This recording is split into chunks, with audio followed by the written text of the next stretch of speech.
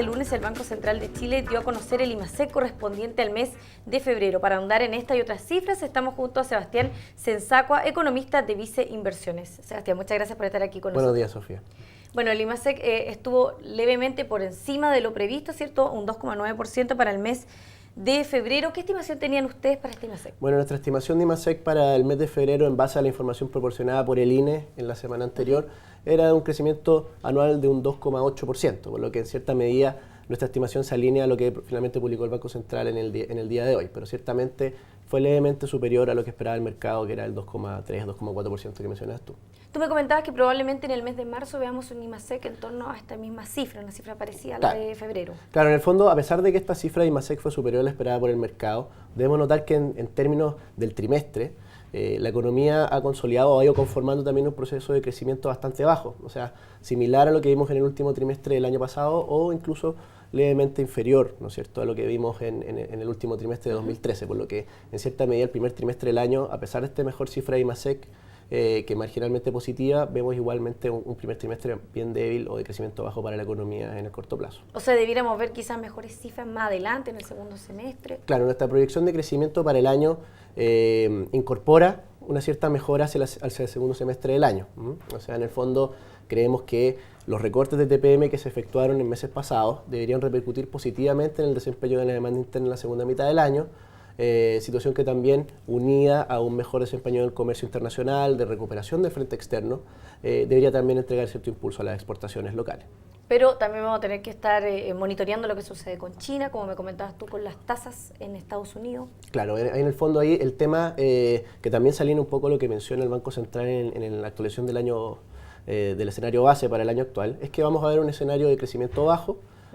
Se corrigieron a la baja las proyecciones de crecimiento en el último IPOM y que también esa corrección está sujeta a riesgos que el escenario de proyección que están cegados a la baja. Y como tú mencionas, claramente hay riesgos por el lado externo y por el lado interno. Por el lado externo, tú lo mencionaste, se enumera, ¿no es cierto?, el tema de condiciones externas menos favorables en relación a lo que veíamos en años pasados. O sea, vemos un precio promedio del cobre más bajo que en años anteriores.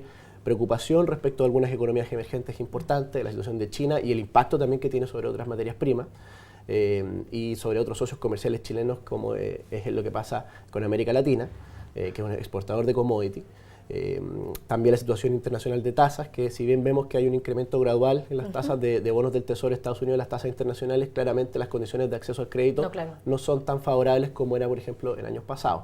Por lo que ahí en el escenario externo vemos también un escenario un poco más complejo para Chile en ese sentido. Y por el lado interno, claramente lo que pueda pasar con el ámbito local, la demanda interna, que si se profundiza esta desaceleración, especialmente en componentes asociados a la inversión, que es el principal componente que se corrigió la baja en el IPOM pasado, claramente esa estimación de crecimiento se ve afectada negativamente.